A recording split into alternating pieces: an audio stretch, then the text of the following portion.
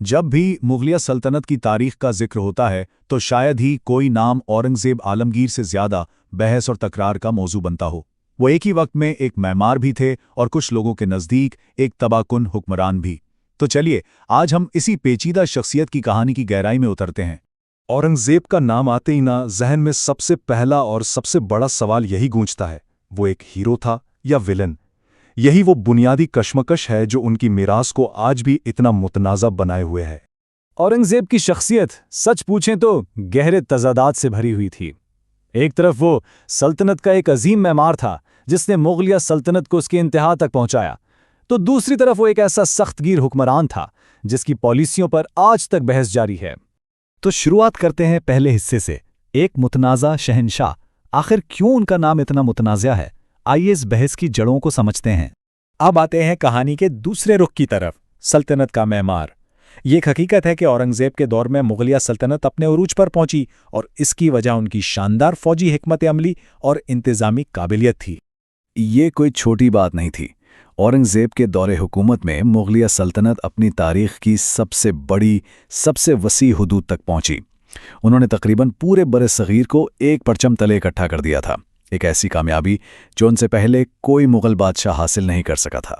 40 لاکھ مربع کلومیٹر، ذرا تصور کریں، یہ آج کے ہندوستان سے بھی بڑا علاقہ ہے، اور یہ وسیع سلطنت ان کی بے مثال فوجی مہمات کا سیدھا نتیجہ تھی۔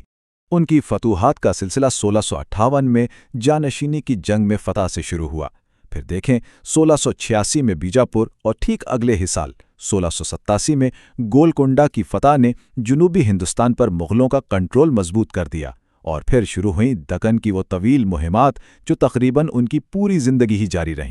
لیکن اتنی بڑی سلطنت کو صرف تلوار کے زور پر تو نہیں چلایا جا سکتا ہے نا۔ اورنگزیب نے ایک بہت مضبوط مرکزی انتظامیہ قائم کی، ٹیکس وصولی کے نظام کو پہلے سے کہیں بہتر بنایا اور اپنے وقت کی سب سے بڑی فوجوں میں سے ایک کو منظم کیا۔ یہی نہیں، وہ فنون لطیفہ، خاص طور پر اسلامی خطاطی کے بھی بڑے سرپرست۔ یہاں تک تو سب ٹھیک لگتا ہے، ایک کامیاب بادشاہ کی کہانی۔ لیکن اب ہم بات کریں گے اس پہلو کی جو ان کی پوری میراث کو متنازع بنا دیتا ہے، ان کی مذہبی پالیسیوں اور ان سے جڑے تنازعات۔ جی ہاں، ایک بہترین حکمت عملی بنانے والے تو وہ تھے، لیکن ان کا دور حکومت ان کی سخت مذہبی پالیسیوں کی وجہ سے بھی پہچانا جاتا ہے، اور بس یہیں سے اصل بحث شروع ہوتی ہے۔ ان پالیسیوں میں سب سے زیادہ ذکر ہوتا ہے جزیہ ٹیکس کا، جسے انہوں نے دوبارہ نافذ کیا۔ اب یہ جزیہ تھا کیا؟ سادہ لفظوں میں یہ ایک ٹیکس تھا جو اسلامی ریاستیں اپنی کچھ غیر مسلم رعایا سے ان کی حفاظت کے بدلے میں وصول کرتی تھیں۔ اب اس پالیسی کو سمجھنے کے لیے دونوں طرف کی بات سننا ضروری ہے۔ سرکاری طور پر کہا گیا کہ بھئی یہ تو اسلامی قانون کا ایک معیاری ٹیکس ہے اور فوجی ذمہ داریوں کا متبادل، لیکن جب ہم تاریخ پر نظر ڈالتے ہیں تو اس کا اثر کچھ اور ہی نظر آتا ہے۔ اسے امتیازی سمجھا گیا، جس سے بڑے پیمانے پر ناراضگی پھیلی اور سلطنت کی غیر مسلم آبادی خود کو الگ تھلگ محسوس کرنے لگی۔ جیسا کہ ایک تاریخ دان نے کیا خوب لکھا ہے کہ ان کی پالیسیوں نے سلطنت کے متنوع تانے بانے میں ایسی گہری دراڑیں ڈال دیں جن کے جھٹکے صدیوں تک محسوس کیے جاتے رہے۔ تو سوال یہ پیدا ہوتا ہے کہ اتنی بڑی، اتنی طاقتور سلطنت آخر زوال کا شکار کیسے ہوئی؟ اور ستم ظریفی دیکھیں، اس کی وجوہات خود اورنگزیب کی اپنی پالیسیوں اور ان کی نہ ختم ہونے والی جنگوں میں ہی چھپی تھیں۔ کہتے ہیں کہ ہر عروج کو زوال ہے۔ اورنگزیب کے معاملے میں جن عزائم نے سلطنت کو عروج بخشا، انہی کے اندر اس کے زوال کے بیج بھی موجود تھے۔ ان کی کامیابیاں اور ناکامیاں ایک دوسرے سے بہت گہرائی میں جڑی ہوئی تھیں۔ یہ زوال کوئی ایک دن میں نہیں آیا، یہ ایک طرح کی زنجیر تھی، ایک کڑی دوسری سے جڑی ہوئی تھی۔ سب سے پہلے آئی دکن کی وہ 27 سالہ لمبی جنگ۔ اس جنگ نے شاہی خزانے کو خالی کرنا شروع کر دیا، اور جب پیسہ ختم ہوا اور مرکز کمزور پڑا تو کیا ہوا؟ پورے ملک میں مقامی بغاوتیں سر اٹھانے لگیں۔ اس کا معاشی اثر تباہ کن تھا۔ اورنگزیب کو جب تخت ملا تو خزانہ بھرا ہوا تھا، لیکن ان کی لامتناہی جنگوں نے، خاص طور پر دکن کی مہم نے، سلطنت کو بالکل کنگال کر کے رکھ دیا، دیوالیہ پن کے دہانے پر پہنچا دیا۔